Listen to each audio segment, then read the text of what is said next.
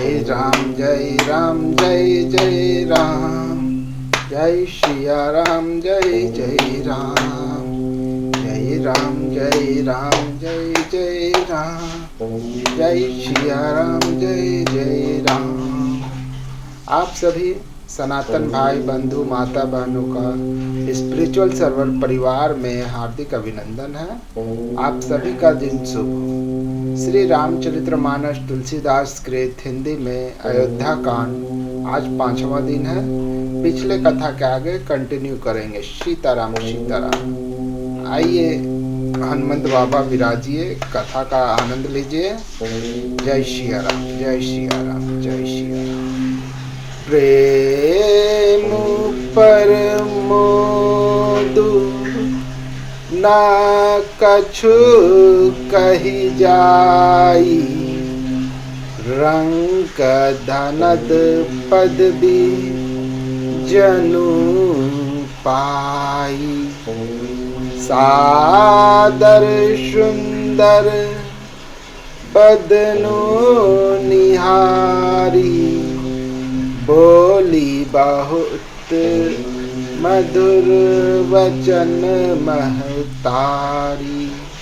उनका प्रेम और महान आनंद कुछ कहा नहीं जाता, मानो कंगाल ने कुबेर का पद पा लिया हो। बड़े आदर के साथ सुंदर मुख देखकर माता मधुर वचन बोली। हे तात, माता बलिहारी जाती है, कहो वह आनंद मंगलकारी लगन कब है जो मेरे पुण्यशील और सुख की सुंदर सीमा है और जन्म लेने के लाभ की पुण्यतम अवधि है, तथा जिस लगन को सभी स्त्री पुरुष अत्यंत व्याकुलता से इस प्रकार चाहते हैं जिस प्रकार प्यास से चातक और चाँद की शरद ऋतु के स्वाति नक्षत्र की वर्षा को चाहते हैं। हे तात, मैं बलैया लेती हूँ, तुम जल्दी नहा लो और जो मन भावे कुछ मिठाई खा लो।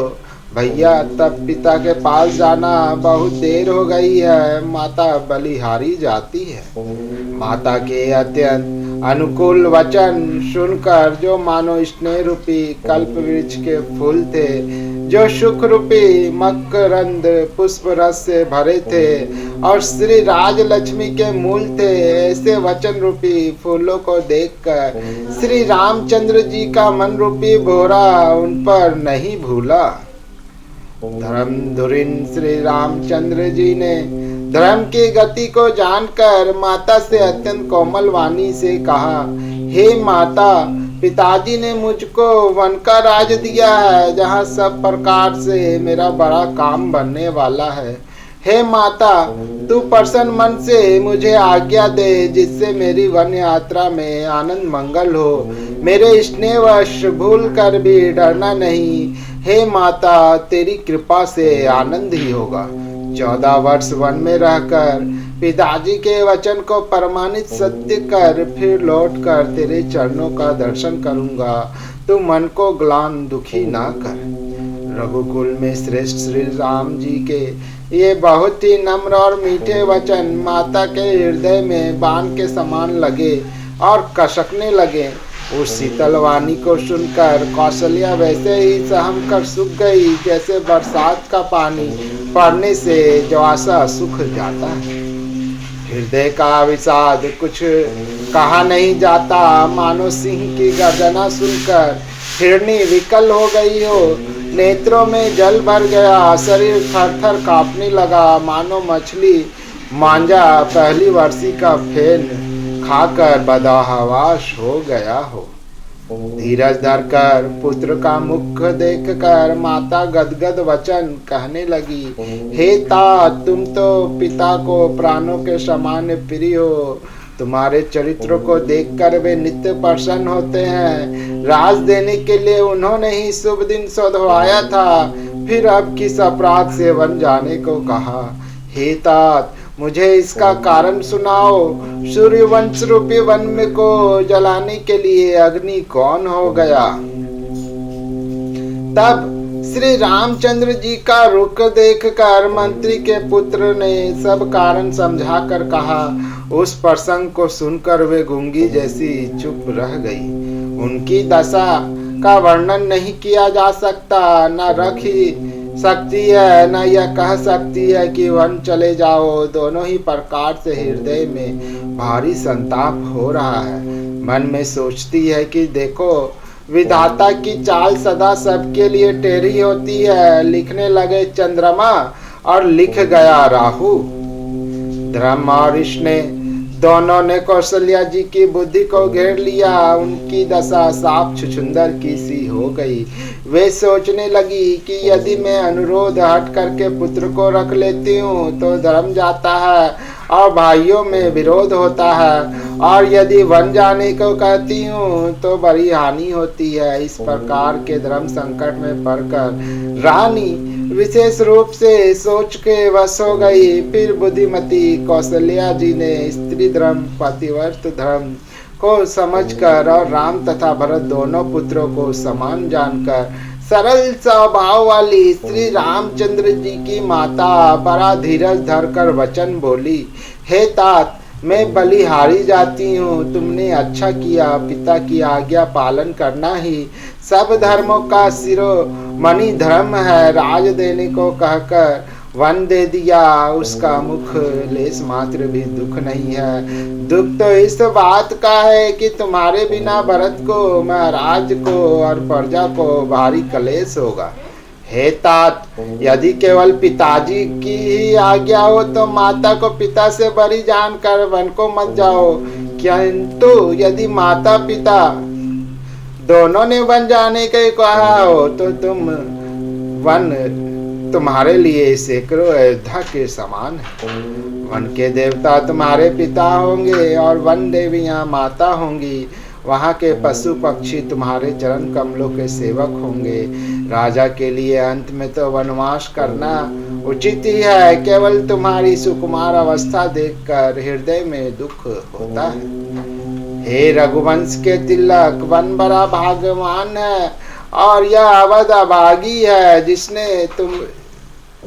जिसे तुमने त्याग दिया। है पुत्र, यदि मैं कहूँ कि मुझे भी साथ ले चलो तो तुम्हारे हृदय में संदेह होगा कि माता इसी बहाने मुझे रोकना चाहती है। हे पुत्र, तुम सभी के परम प्रिय हो, प्राणों के प्राण और हृदय के जीवन हो। वही प्राणाधार तुम कहते हो कि माता, मैं वन को जाऊं और मैं तुम्हारे वचनों को सुनकर बैठी पछताती हूँ। यह सोचकर झूठा स्नेह बढ़ाकर मैं हट नहीं करती। बेटा, मैं बलैया लेती हूँ। माता का नाता मानकर मेरी सूध भूल ना जाना।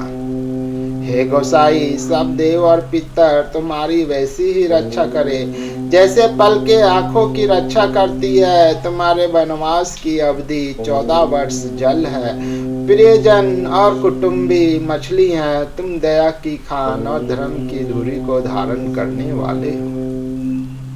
ऐसा विचार कर वही उपाय करना जिससे मैं सबके जीते जी तुम आ मिलो। मैं बलिहारी जाती हूँ। तुम सेवकों, परिवार वालों और नगर भर को अनाथ करके सुखपूर्वक वन जाओ।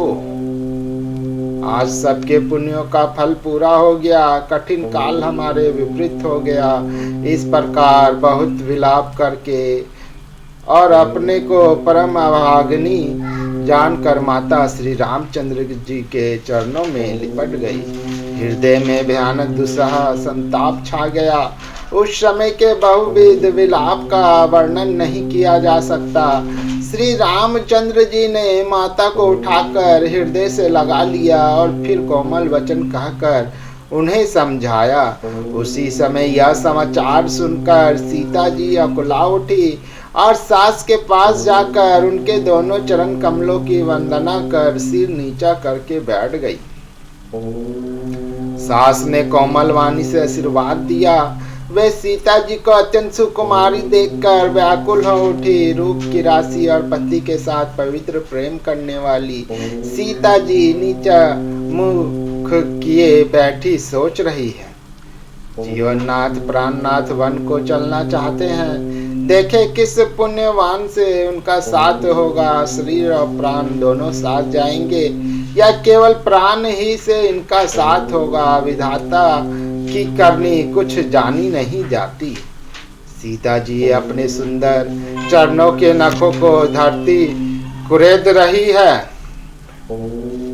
ऐसा करते समय नुपुरों का जो मधुर शब्द हो रहा है, कवि उसका इस प्रकार वर्णन करते हैं कि मानो प्रेम वश होकर नुपुर यह विनती कर रहे हैं कि सीता जी के चरण कभी हमारा त्याग ना करें। सीता जी सुंदर नेत्रों से जल बहा रही है। उनकी यह दशा देखकर श्री राम जी की माता कौशल्या जी बोली, है तात सुनो, सीता अत्यंत ही सुकुमारी है तथा सास ससुर और कुटुंबी सभी को प्यारी है। इनके पिता जनक जी राजाओं के शिरोमणि हैं, ससुर सूर्यकुल के सूर्य हैं और पति सूर्यकुल रूपी कुमुद वन को खिलाने वाले चंद्रमा तथा गुण और रूप के भंडार हैं। फिर मैंने रूप की राशि, सुंदर गुण और शील वाली प्यारी पुत्र वधू पाई है। मैंने इस जानकी को आंखों की पुतली बनाकर इससे प्रेम बढ़ाया है और अपने प्राण इनमें लगा रखे हैं। इन्हें कल्प लता के समान मैंने बहुत तरह से बड़े लार चाव के साथ स्नेह रूपी जल से सींच कर पाला है। अब इस लता के फूलने फलने के समय विधाता वाम हो गए। कुछ जाना नहीं जाता कि इसका क्या परिणाम होगा। सीता ने प्रियंक पृष्ठ पलंग के ऊपर गोद और हिंडोले को छोड़कर कठोर पृथ्वी पर कभी पैर नहीं रखा। मैं सदा संजीवनी जरी के समान सावधानी से इनकी रखवाली करती रही हूँ। कभी दीपक की बत्ती हटाने को भी नहीं कहती।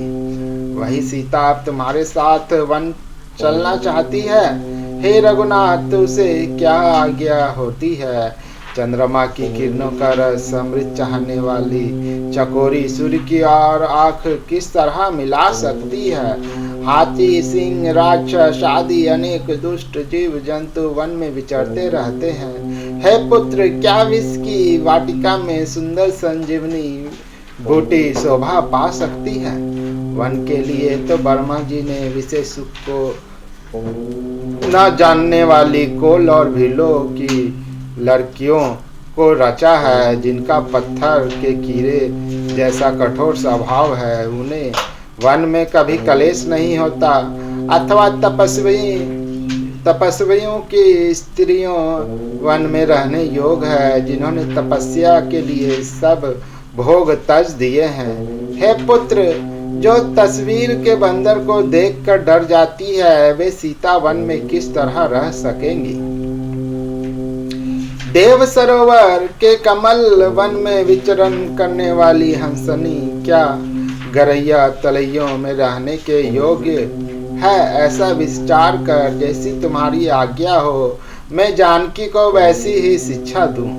माता कहती है, यदि सीता घर में रहे तो मुझको बहुत सहारा हो जाए। श्री रामचंद्र जी ने माता की प्रिय वाणी सुनकर, जो मानवशील स्नेह रूपी अमृत से सनी हुई थी, विवेकमय प्रिय वचन कहकर माता को संतुष्ट किया। फिर वन के गुण दोष प्रकट करके वे जानकी जी को समझाने लगे। मास परायण 14वां विश्राम। जय श्री राम, जय जय राम, जय राम, जय राम, जय जय राम। मातु समीप कहत सकुचाही, बोले समऊ समझी मन माही। राजकुमारी सिखावनु सुनहु, आन भाती जे जानी कछु गुनहु। माता के सामने सीता जी से कुछ कहने में संकोचाते हैं, पर मन में यह समझकर कि यह समय ऐसा ही है, वे बोले, हे राजकुमारी, मेरी सिखावन सुनो। मन में कुछ दूसरी तरह ना समझ लेना। जो अपना और मेरा भला चाहती हो तो मेरा वचन मानकर घर रहो। हे भामिनी, मेरी आज्ञा का पालन होगा सास की सेवा बन पड़ेगी। घर रहने में सभी प्रकार से भलाई है। आदर पूर्वक सास ससुर के चरणों की पूजा सेवा करने से बढ़कर दूसरा कोई धर्म नहीं है। जब जब माता मुझे याद करेंगी और प्रेम से व्याकुल होने के कारण उनकी बुद्धि भोली हो जाएगी, वे अपने आप को भूल जाएंगी। हे सुंदरी, तब तब तुम कोमल वाणी से पुरानी कथाएं कह कर इन्हें समझाना। हे सुमुखी, मुझे सैकड़ों सौगंध है, मैं यह स्वभाव से ही कहता हूँ कि तुम्हें केवल माता के लिए ही घर पर रखता हूँ। मेरी आज्ञा मानकर घर पर रहने से गुरु और वेद के द्वारा समन धर्म के आचरण का फल तुम्हें बिना ही क्लेश के मिल जाता है। किंतु हट के वश होकर गालो मुनि और राजा नहुष आदि सब ने संकट ही सहे। है सुमुखी, है सयानी, सुनो, मैं भी पिता के वचन को सत्य करके शीघ्र ही लौटूंगा। दिन जाते देर नहीं लगेगी। है सुंदरी, हमारी यही सीख सुनो। हे वामा, यदि प्रेम वश हट करोगी तो तुम परिणाम में दुख पाओगी। वन बड़ा कठिन है, क्लेशदायक और भयानक है। वहाँ की धूप, जाड़ा, वर्षा और हवा सभी बड़े भयानक हैं। रास्ते में घूस काटे और बहुत से कंकर हैं, उन पर बिना जूते के पैदल ही चलना होगा। तुम्हारे चरण कमल कोमल और सुंदर हैं और रास्ते में बड़े बड़े दुर्गम पर्वत हैं। पर्वतों की गुफाएं, खो, दर्रे, नदियां, नद और नाले ऐसे अगम्य और गहरे हैं कि उनकी ओर देखा तक नहीं जाता। रीछ, भाग, बेरिए, सिंह और हाथी ऐसे भयानक शब्द कहते हैं कि उन्हें सुनकर धीरज भाग जाता है। जमीन पर सोना, पैरों की छाल के वस्त्र पहनना और कंद मूल फल का भोजन करना होगा। और वे भी क्या सदा सब दिन मिलेंगे? सब कुछ अपने अपने समय के अनुकूल ही मिल सकेगा। मनुष्यों को खाने वाले निशाचर राक्षस फिरते रहते हैं। वे करोड़ों प्रकार के कपट रूप धारण कर लेते हैं। पहाड़ का पानी बहुत ही लगता है, वन की उपत्ति बखानी नहीं जा सकती। वन में भीषण सर्प, भयानक पक्षी और स्त्री पुरुषों को चुराने वाले राक्षसों के झुंड रहते हैं। वन की भयंकरता याद आने मात्र से धीर पुरुष भी डर जाते हैं। फिर है मृगलोचनी, तुम तो स्वभाव से ही डरपोक हो। है हंसगमनी, तुम वन के योग नहीं हो। तुम्हारे वन जाने की बात सुनकर लोग मुझे अपयश देंगे, बुरा कहेंगे। मानसरोवर के अमृत के समान जल से पाली हुई हंसनी कहीं खारे समुद्र में जी सकती है? नवी नाम के वन में विहार करने वाली कोयल क्या करील के जंगल में शोभा पाती है? हे चंद्रमुखी, हृदय में ऐसा विचार कर तुम घर ही पर रहो।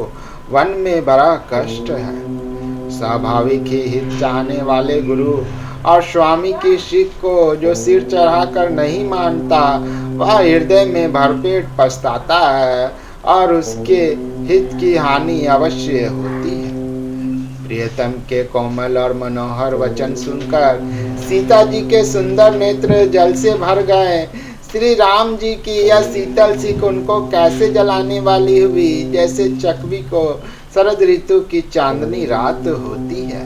जानकी जी से कुछ उत्तर देते नहीं बनता। वह यह सोचकर व्याकुल हो उठी कि मेरे पवित्र और प्रेमी स्वामी मुझे छोड़कर जाना चाहते हैं। नेत्रों के जल आंसुओं को जबरदस्ती रोककर वे पृथ्वी की कन्या सीता जी हृदय में धीरज धरकर सास के पैर लगकर हाथ जोड़कर कहने लगी, हे देवी, मेरी इस बड़ी भारी ढिढाई को क्षमा कीजिए। मुझे प्राणपति ने वही शिक्षा दी है जिससे मेरा परम हित हो, परंतु मैंने मन में समझकर देख लिया कि पति के वियोग के समान जगत में कोई दुख नहीं है। हे प्राणनाथ, हे दया के धाम, हे सुंदर, हे सुखों को देने वाले, हे सुजान, हे रघुकुल रूपी कुमुद के खिलाने वाले चंद्रमा, आपके बिना स्वर्ग भी मेरे लिए नरक के समान है।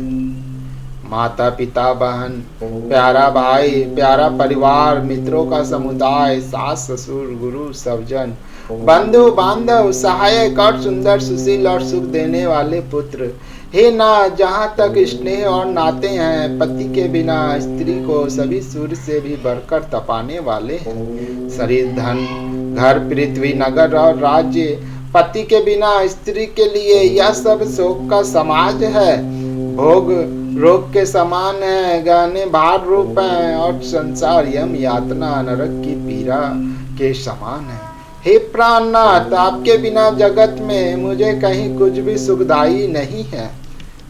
जैसे बिना जीव के देह और बिना जल के नदी, वैसे ही है नाथ बिना पुरुष के स्त्री है।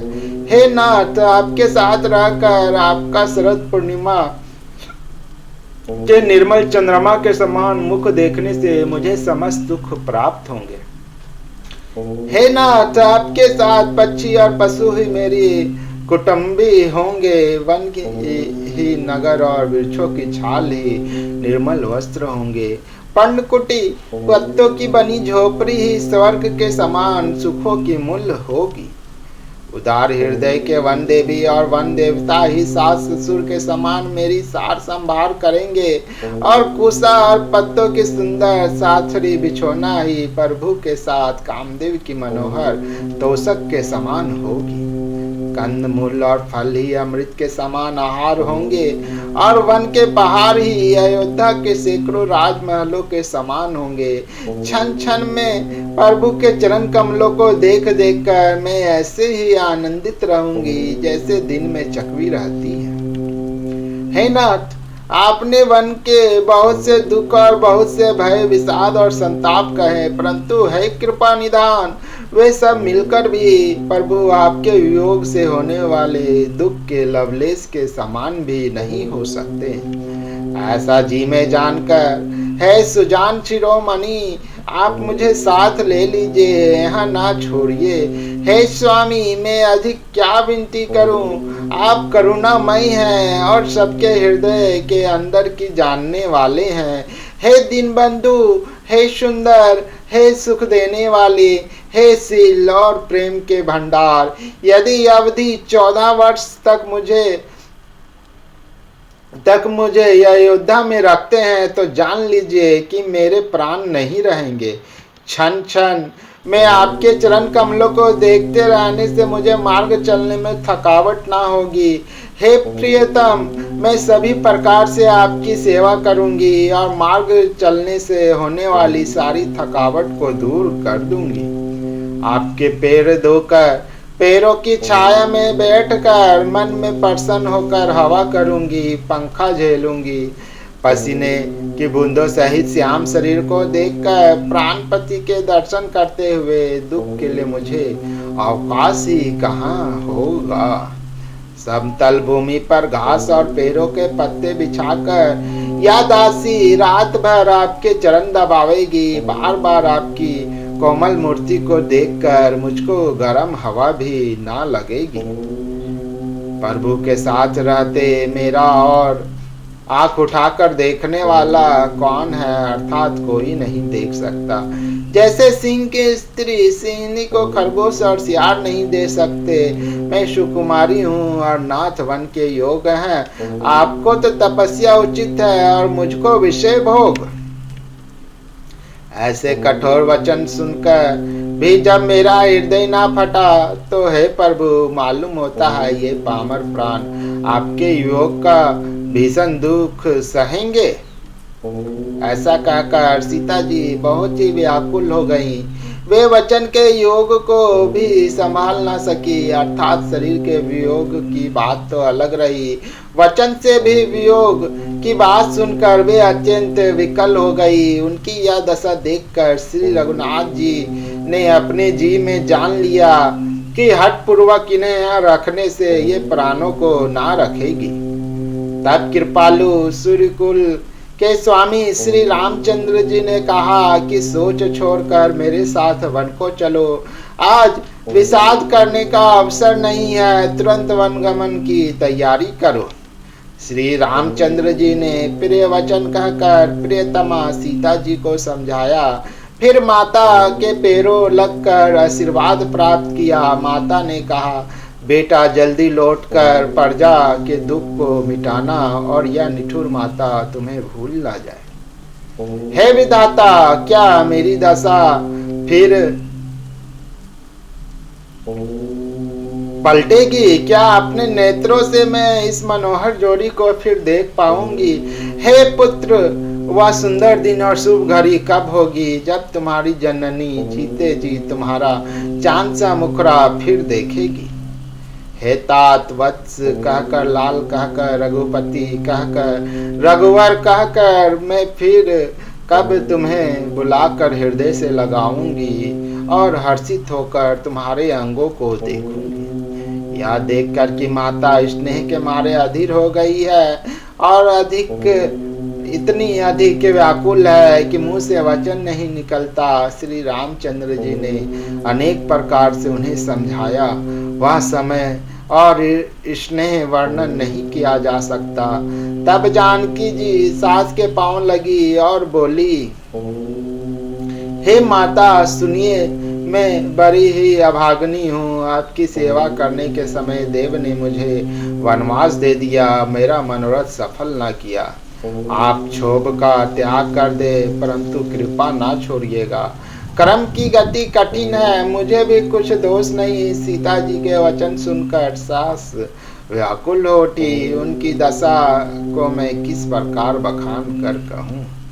उन्होंने सीता जी को बार बार हृदय से लगाया और धीरज धर कर शिक्षा दी और आशीर्वाद दिया कि जब तक गंगा जी और यमुना जी में जल की धारा बहे तब तक तुम्हारा सुहाग अचल रहे।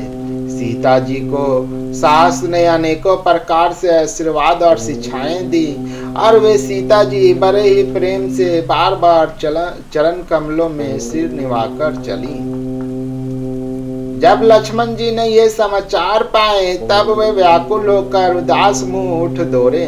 शरीर कांप रहा है, रोमांच हो रहा है, नेत्र आंसुओं से भरे हैं। प्रेम से अत्यंत अधीर होकर उन्होंने श्री राम जी के चरण पकड़ लिए। वे कुछ कह नहीं सकते, खड़े खड़े देख रहे हैं। ऐसे दिन हो रहे हैं मानो जल से निकाले जाने पर मछली दिन हो रही हो। हृदय में यह सोच है कि है विधाता, क्या होने वाला है? क्या हमारा सब सुख और पुण्य पूरा हो गया? मुझको श्री रघुनाथ जी क्या कहेंगे? घर पर रखेंगे या साथ ले चलेंगे? श्री रामचंद्र जी ने भाई लक्ष्मण को हाथ जोड़े और शरीर तथा घर सभी से नाता तोड़े हुए खड़े देखा। तब नीति में निपुण और शील, स्नेह, सरलता और सुख के समुद्र श्री रामचंद्र जी वचन बोले, हे तात, परिणाम में होने वाला आनंद को हृदय में समझकर तुम प्रेम व अधीर मत हो। जो लोग माता पिता, गुरु और स्वामी की शिक्षा को स्वाभाविक ही सिर चढ़ाकर उसका पालन करते हैं, उन्होंने ही जन्म लेने का लाभ पाया है, नहीं तो जगत में जन्म व्यर्थ ही है। हे भाई, हृदय में ऐसा जानकर मेरी सिख सुनो और माता पिता के चरणों की सेवा करो। भरत और शत्रुघ्न घर पर नहीं है, महाराज वृद्ध हैं और उनके मन में बड़ा दुख है। इस अवस्था में तुमको साथ लेकर वन जाऊं तो अयोध्या सभी प्रकार से अनाथ हो जाएगी। गुरु, पिता, माता, प्रजा और परिवार सभी पर दुख का दुस्सह भार आ पड़ेगा।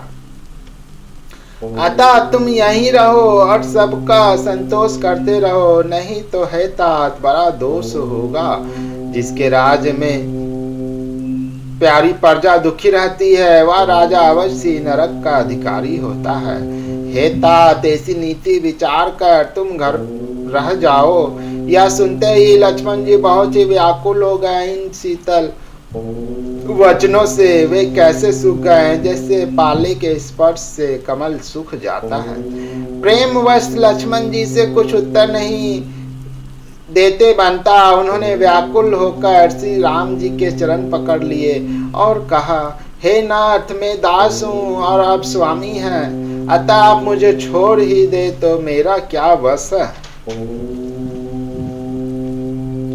हे स्वामी, आपने मुझे सीख तो बड़ी अच्छी दी है, पर मुझे अपनी कायरता से वह मेरे लिए अगम पहुँच के बाहर लगी। शास्त्र और नीति के तो वे ही श्रेष्ठ पुरुष अधिकारी हैं जो धीर हैं और धर्म की धुरी को धारण करने वाले हैं। मैं तो प्रभु आपके स्नेह में पला हुआ छोटा बच्चा हूँ। कहीं हंस भी मंदराचल या सुमेरु पर्वत को उठा सकते हैं। हे नाथ, स्वभाव से ही कहता हूँ, आप विश्वास करें, मैं आपको छोड़कर गुरु पिता माता किसी को नहीं जानता। जगत में जहाँ तक स्नेह का संबंध है, प्रेम और विश्वास है, जिनको स्वयं वेद ने गाया है। हे स्वामी, हे दीनबंधु, है सबके हृदय के अंदर की जानने वाले, मेरे तो वे सब कुछ केवल आप ही हैं। धर्म और नीति का उपदेश तो उसको करना चाहिए जैसे कृति भूति ऐश्वर्य या सदगति प्यारी हो, किंतु जो मन वचन और क्रम से चरणों में ही प्रेम रखता हो, हे कृपा सिंधु, क्या वह भी त्यागने के योग्य है।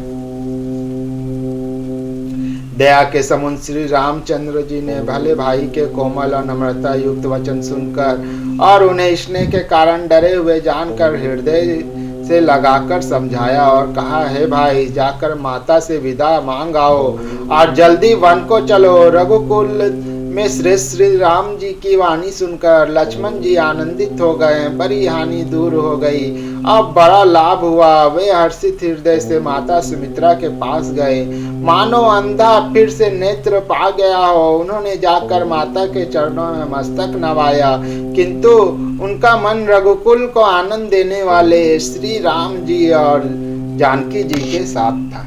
जय सिया राम, जय जय राम, जय राम जय राम, जय जय राम। जय विधिनाथ हो हित मोरा, कीजिए शुबेरु दास में तोरा।